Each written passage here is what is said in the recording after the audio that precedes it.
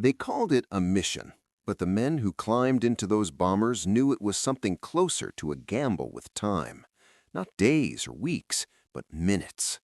Over the skies of Europe during World War II, survival wasn't measured in victories. It was measured in whether you made it back at all. Before dawn, the airfields were cold and quiet. Ground crews moved like shadows under floodlights, loading bombs, checking engines, topping off fuel tanks. The aircraft, heavy bombers like the B-17 and B-24, sat waiting, massive and silent, as if they already understood what was coming.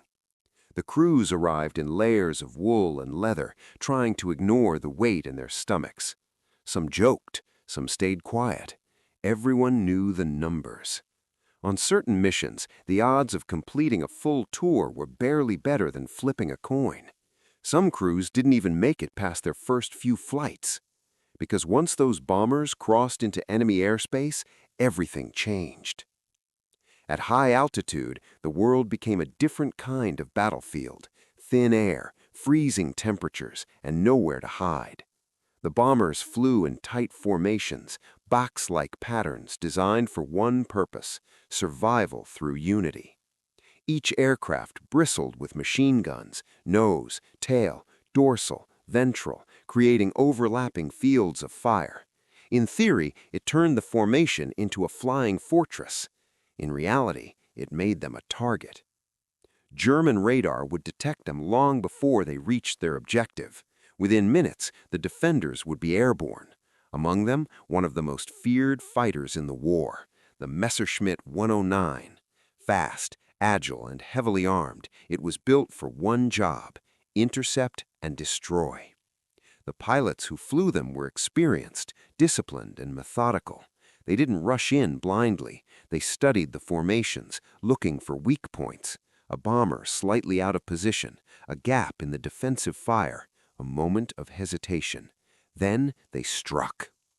The attacks came at closing speeds that left almost no time to react. A 109 diving from above could appear out of nowhere, fire a burst of cannon and machine gun rounds, and vanish before the gunners could adjust.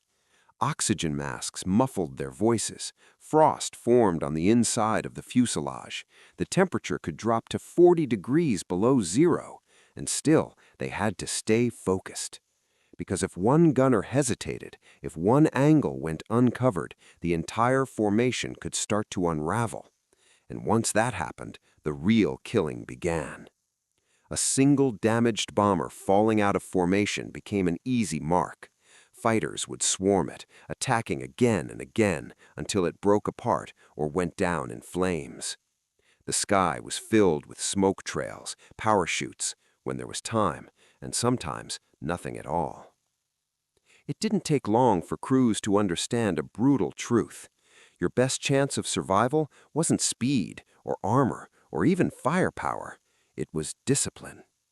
Stay in formation, hold your position, trust the men around you to cover your blind spots just as you covered theirs. It sounded simple. It wasn't. Because every instinct in your body told you to break away when the shooting started, to dive, to turn, to do anything except fly straight into a wall of incoming fire. And yet, those who broke formation often didn't come back. So they stayed. They held their lines as tracers cut through the air around them, as flak bursts exploded like black clouds, rocking the aircraft, as enemy fighters closed in again and again, probing, testing, waiting for that one mistake. The system worked sometimes, enough to keep losses from becoming catastrophic, but it had weaknesses. The formations were rigid, predictable. Skilled enemy pilots learned their patterns, learned how to approach from angles that minimized exposure to defensive guns. It became a deadly game of adaptation, each side learning, adjusting, refining. And in that evolving battlefield, survival increasingly depended on something more than just following procedure. It required moments of decision. Moments where training, instinct, and courage collided. Moments where one man, in one position, could change everything. On one such mission, Deep over enemy territory, a bomber formation found itself under sustained attack. The fighters came in waves, aggressive and precise, exploiting every known weakness. The formation held, but barely. Guns fired constantly. Ammunition belts ran hot. The sky around them flickered with tracer fire.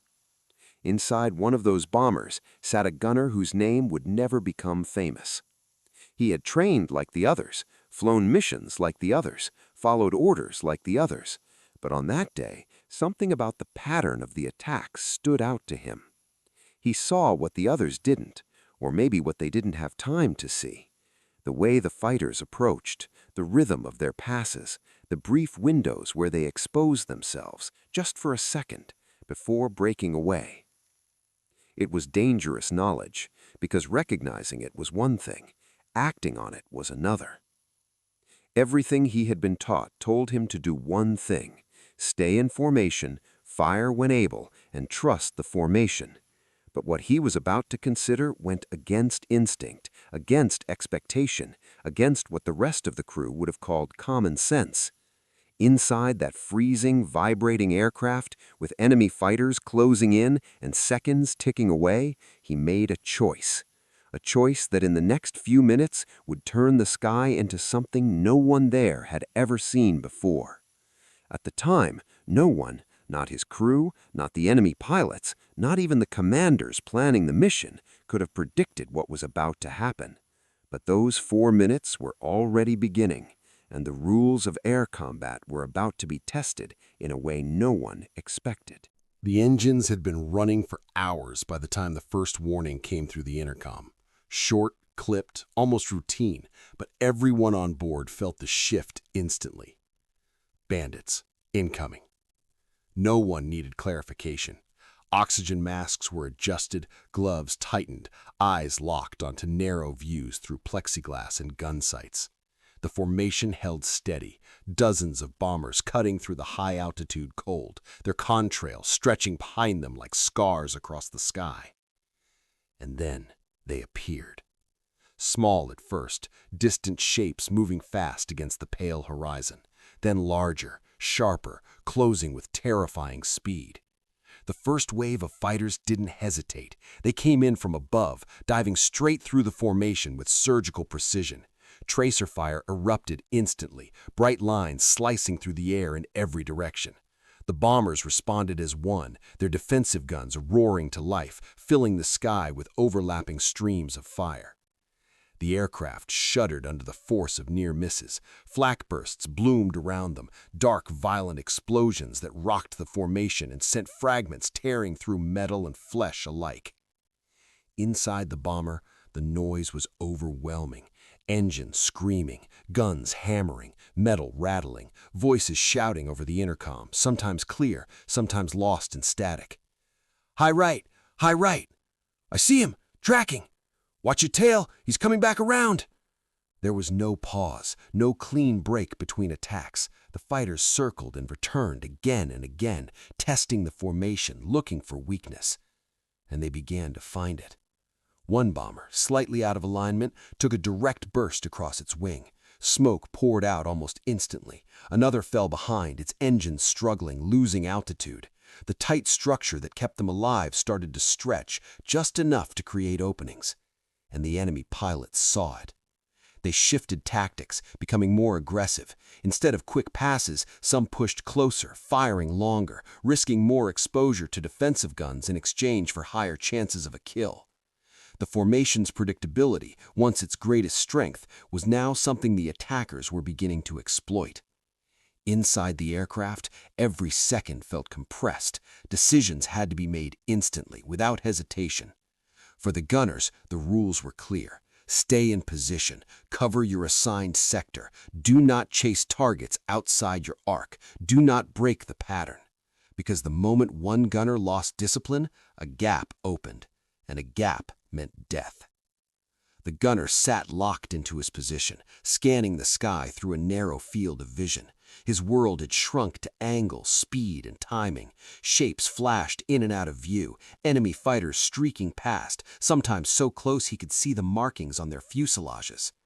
He fired in controlled bursts, just as he had been trained, not wasting ammunition, not overcorrecting, trusting the formation to do the rest. But something wasn't right. At first, it was just a feeling, a subtle pattern beneath the chaos. The attacks weren't random. They followed a rhythm. The fighters approached in a sequence, one drawing fire, another slipping into a blind spot a fraction of a second later. They weren't just attacking the formation, they were dissecting it. He started watching more carefully, not just reacting, but observing. A Bf 109 streaked past from above, firing as it went. Another followed from a slightly lower angle, aiming for the same section of the formation. Then a third, offset just enough to avoid the heaviest defensive fire. It was coordinated, deliberate, and it was working. Another bomber took hits, then another. The formation was still holding, but the pressure was building. Ammunition was being spent. Gunners were being forced to react faster, to cover more space, to compensate for the growing strain. And in that pressure, small mistakes began to creep in. A fraction of a second too slow, a burst fired just slightly off target, a moment of hesitation as two threats appeared at once.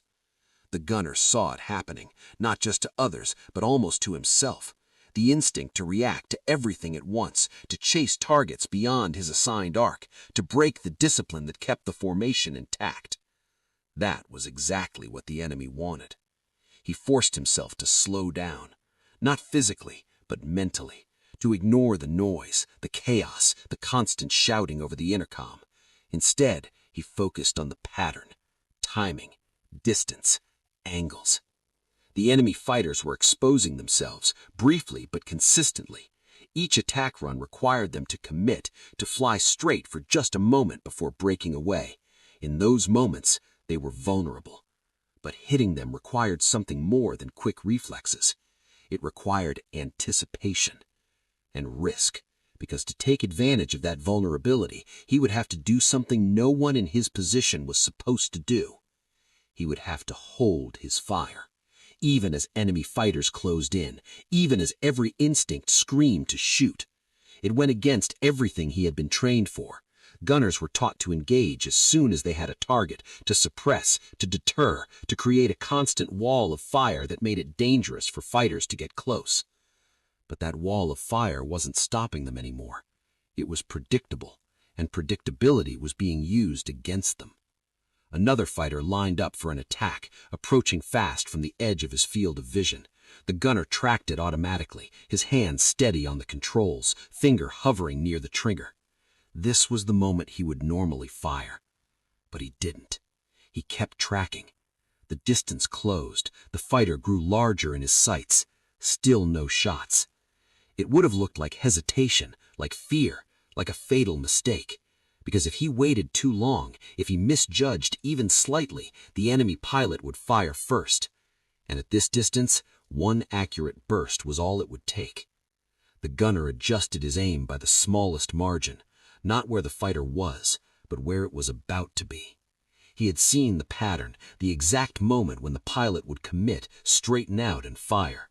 A fraction of a second where everything aligned. His breathing slowed. The chaos faded. And in that narrow window of time, surrounded by noise, fear, and violence, he made a decision that everyone else on that aircraft would have called suicidal. He let the fighter come even closer, just a little more, and then, at the last possible moment, he squeezed the trigger. What happened next would unfold faster than anyone could fully process, and it would begin a chain reaction that no one in that sky was prepared for. For a split second after he pulled the trigger, nothing else seemed to exist. No engines, no radio chatter, no flak bursts tearing the sky apart. Just the sight picture in front of him. The fighter filled his view, larger than it had any right to be. Close enough to see the flicker of muzzle flashes from its own guns. Close enough to see the pilot's slight correction as he committed to the attack. And then the gunner's rounds connected. Not a scattered spray, not a desperate burst. A tight, controlled stream placed exactly where the aircraft had to be. The impact was immediate. The nose of the fighter jerked violently. A flash, then smoke, then fragments peeling away as the aircraft snapped out of its line and dropped beneath the formation. It happened so fast that for a moment no one reacted. Then the gunner was already moving. He didn't follow the falling aircraft, didn't watch to confirm the kill. He had already shifted his aim, searching for the next one. Because the pattern hadn't stopped, another fighter was coming in. Same approach, slightly offset, timing nearly identical. And again, he didn't fire. To anyone else, it would have looked insane. Enemy fighters were diving straight at them, and one of the defensive guns had gone silent until the last possible second. In a system built entirely on constant pressure and overlapping fire, he was creating gaps on purpose. But those gaps weren't empty. They were bait. The second fighter closed in, expecting the same defensive response it had seen from every bomber before, early fire forcing it to break off or adjust. Instead, it found nothing. No tracers, no pressure. For a fraction of a second, the pilot held his course longer than he should have, and that was all it took. The gunner fired again. This time the round struck along the wing root and cockpit. The aircraft snapped sideways, trailing smoke, its attack broken before it could even fully begin. 2. It didn't feel real, not yet. There was no time to process it. The sky was still full of movement, still full of threats. But something subtle had shifted. The rhythm. The attackers were still coming, but their timing, so precise just moments ago, was beginning to slip. Because now one part of the formation was behaving differently, unpredictably. A third fighter approached, faster this time, more aggressive. Perhaps the pilot had seen what happened to the others. Perhaps he intended to compensate, close the distance quicker, fire sooner, avoid exposure. The gunner tracked him, waited. Closer, closer. Every instinct screamed again. Too close, too fast, too dangerous. But he held. At the last instant, just as the fighter leveled out to fire, the gunner adjusted slightly and released another burst. The rounds met the aircraft head-on, a violent collision of trajectories. The fighter seemed to freeze for a fraction of a second, then disintegrated into flame and debris, passing beneath the bomber in a streak of fire. 3. Now the others noticed. Not fully, not consciously, but enough. Because the attacks around that section of the formation were failing. Pilots who had expected a predictable defensive response were instead encountering something they couldn't immediately read. Some broke off early, others overcommitted, trying to force a result. And that hesitation, that uncertainty, spread.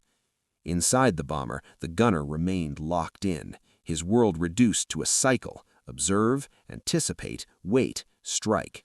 He wasn't firing more than before. He was firing less, but every burst mattered. A fourth fighter came in from a slightly higher angle, trying to avoid the exact approach that had just proven deadly.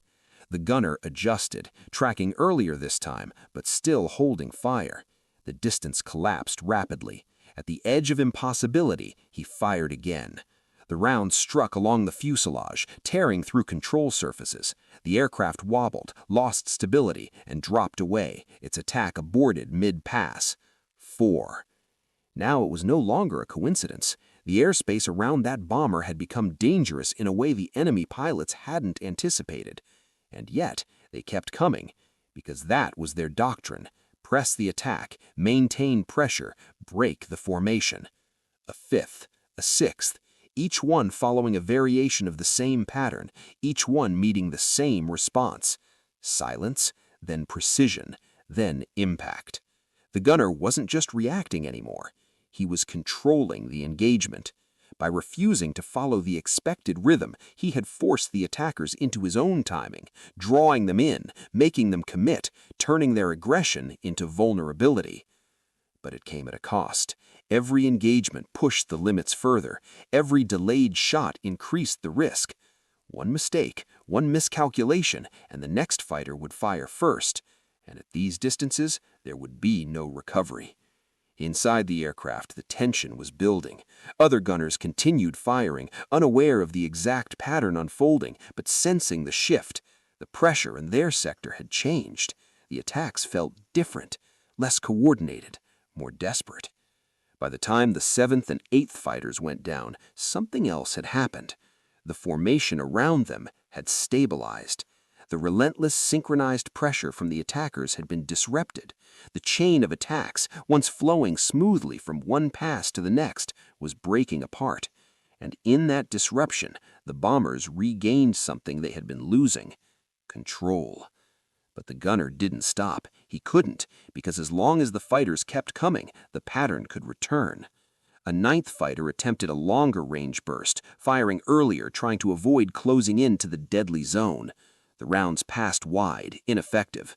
The gunner held his fire even longer this time, forcing the pilot to choose: break off or commit. The pilot committed, and paid for it. 9. 10 followed quickly after, too quickly for the attackers to fully adapt. The sky that had been filled with aggressive, coordinated assaults was now fractured into isolated attempts, each one riskier than the last. And still, he held the line. Still, he waited. Still, he fired only when it mattered most. 11. By now, even the most experienced pilots among the attackers would have recognized it. Something was wrong. This was no longer a standard defensive formation. One part of it had become a trap. But recognition came too late. The 12th fighter entered the engagement with speed and determination, diving in from above in a final attempt to break through. The gunner tracked him, waited. The distance collapsed ever faster than before. This was the most dangerous moment yet. Any closer, and there would be no margin for error. The fighter leveled out, guns ready, a heartbeat away from firing. And in that final fraction of a second, the gunner pulled the trigger. The burst was short, precise, devastating. The aircraft erupted in flame, its attack ending before it could even begin. 12. Then, just like that, the sky changed. The remaining fighters pulled back, not in a coordinated retreat, but in hesitation, in uncertainty. The rhythm was gone. The pattern was broken. 4 minutes. That was all it had taken. 4 minutes of calculated risk, of discipline pushed to its absolute limit, of a single gunner refusing to follow the expected rules of survival. Inside the bomber, the noise hadn't stopped, the danger hadn't vanished, but something had shifted. They were still flying, still in formation, still alive. And for the first time since the attack began, the balance in the sky had tilted. Not through overwhelming force, but through timing, through understanding, through a decision that just minutes earlier would have looked like suicide. And now it had rewritten the fight. For a few seconds after the last fighter went down, no one spoke. The guns didn't fall silent immediately. Some gunners were still firing at distant shapes, still reacting on instinct, still expecting another wave to come screaming in at any moment. The sky was still dangerous, still alive with movement, but the intensity had dropped in a way that was impossible to ignore. Something had changed. The formation, battered and stretched only minutes before, began to tighten again. Pilots corrected their positions. Damaged aircraft struggled to hold altitude, but they were no longer being relentlessly targeted. The constant pressure, the coordinated, methodical attacks had broken apart.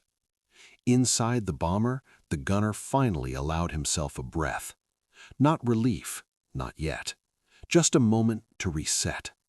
His hands were still steady on the controls, but the tension hadn't left his body. Every sense remained alert, scanning, waiting for the next threat. Because if the fighters regrouped, if they adapted quickly enough, everything could start again. But they didn't. Not in the same way. The remaining German fighters circled at a distance now, more cautious. Their attack runs were less precise, less synchronized. Some made half-hearted passes, firing from farther out, unwilling to close the distance they had just seen turn deadly. Others simply watched.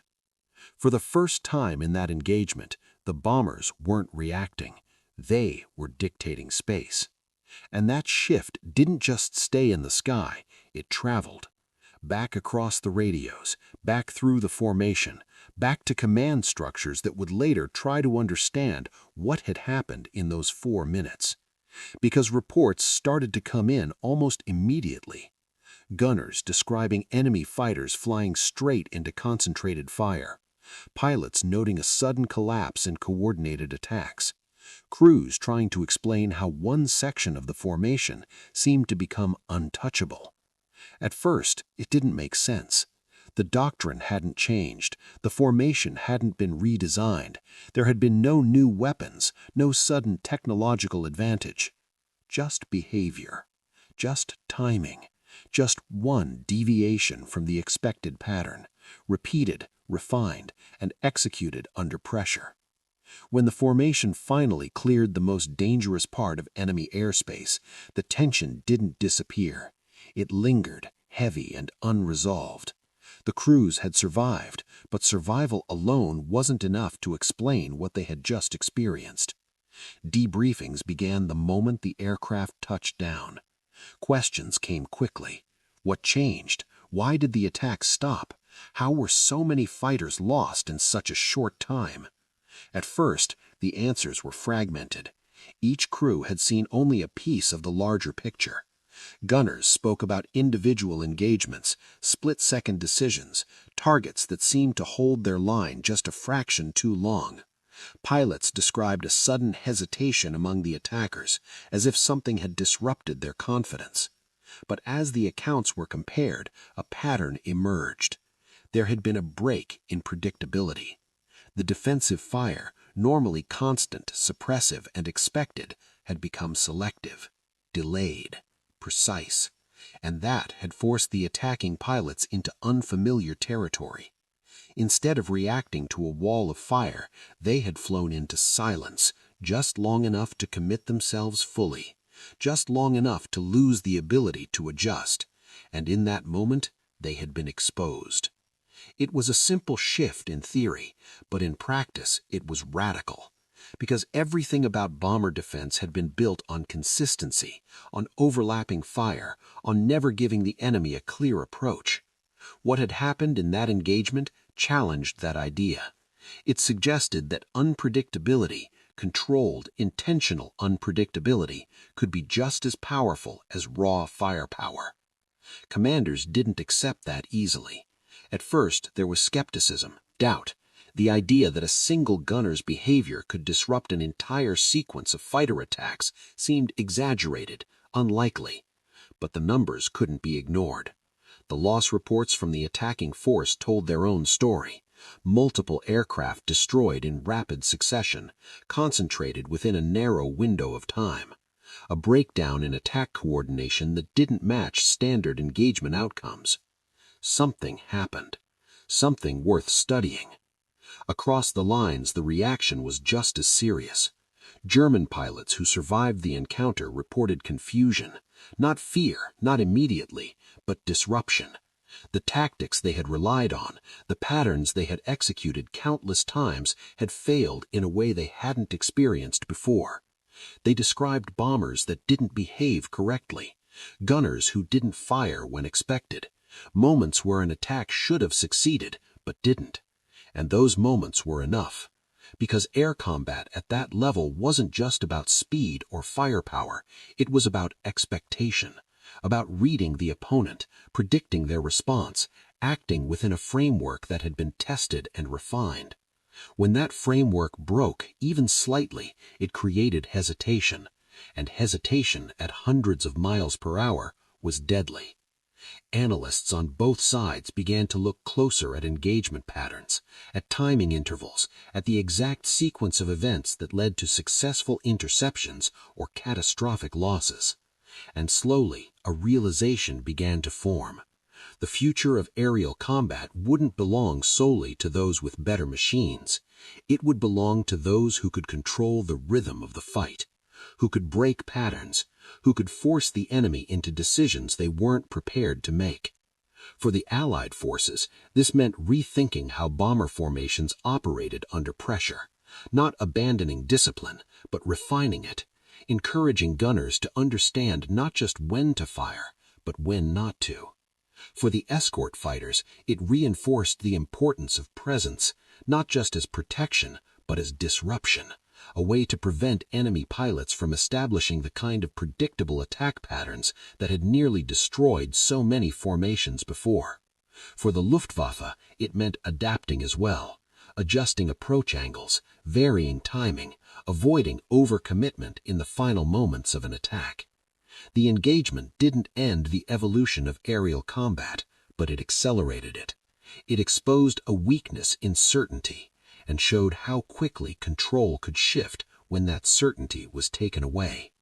As the war continued, these lessons would spread, sometimes formally through training and doctrine, and sometimes informally, passed from crew to crew, pilot to pilot, gunner to gunner. Small changes, subtle adjustments, but each one shaped by moments like those 4 minutes. Moments where survival depended not just on following orders, but on understanding the fight at a deeper level. And at the center of it all was a decision that no manual had described. A choice made in real time, under pressure, with no guarantee of success. A choice that looked to anyone watching like a mistake, but instead had revealed something far more powerful. That in a war defined by patterns, the ability to break them could change everything. By the time the war moved on and the skies over Europe began to quiet, moments like those 4 minutes had already started to fade into something less immediate.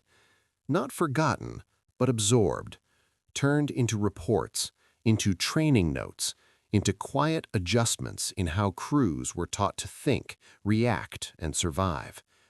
Because wars don't just end on the battlefield, they continue in memory, in analysis, in the slow process of understanding what actually happened and why. And in that process, certain moments stand out, not because they were the largest, not because they involved the most aircraft or the most destruction, but because they revealed something new. What happened in those 4 minutes was one of those moments. At first, it didn't carry a name. It wasn't tied to a famous operation or a widely recognized figure. There were no headlines about a single gunner rewriting the rules of aerial combat.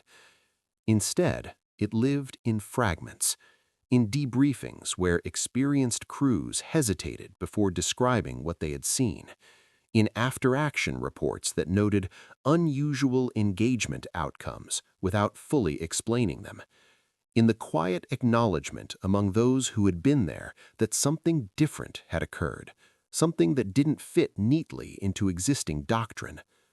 Over time, those fragments began to connect. Historians and analysts, looking back with the benefit of distance, started to recognize the pattern for what it was, not an accident, not a stroke of luck, a decision. A calculated deviation from expectation that exposed a deeper truth about air combat. That control wasn't just about formation size or firepower or speed.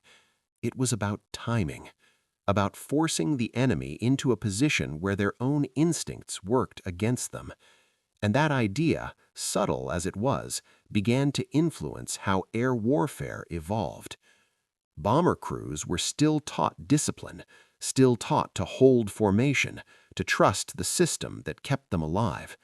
But alongside that, something else emerged, an awareness, an understanding that the enemy was watching, learning, adapting, and that survival sometimes depended on doing the unexpected at exactly the right moment.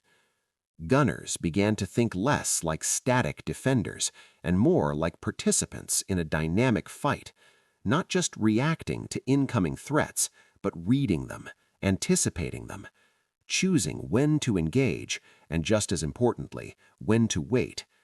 Escort fighters, too, adapted. Their role wasn't just to chase away attackers, it was to disrupt patterns before they could fully form, to deny the enemy the rhythm they depended on.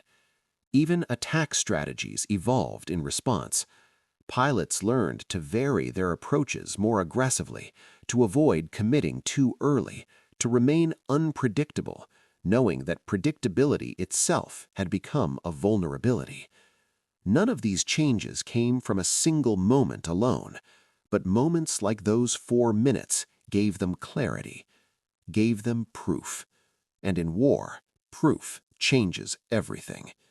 As for the gunner, his story didn't unfold the way people might expect. There was no immediate recognition, no dramatic ceremony marking what he had done. Because in the middle of a global conflict, individual actions, even extraordinary ones, were often just part of a much larger picture. He returned from that mission like the others, climbed down from the aircraft, went through the same debriefings, the same routines. And when he described what he had done, it likely didn't sound heroic. It sounded practical, measured, like the only choice that made sense in that moment. Those who understood listened carefully. Those who didn't may have dismissed it as coincidence or instinct or luck. But the results spoke for themselves. And over time, those results found their place in the larger story of the war, not as a legend, but as a lesson. Because what made those 4 minutes matter wasn't just the number of aircraft destroyed.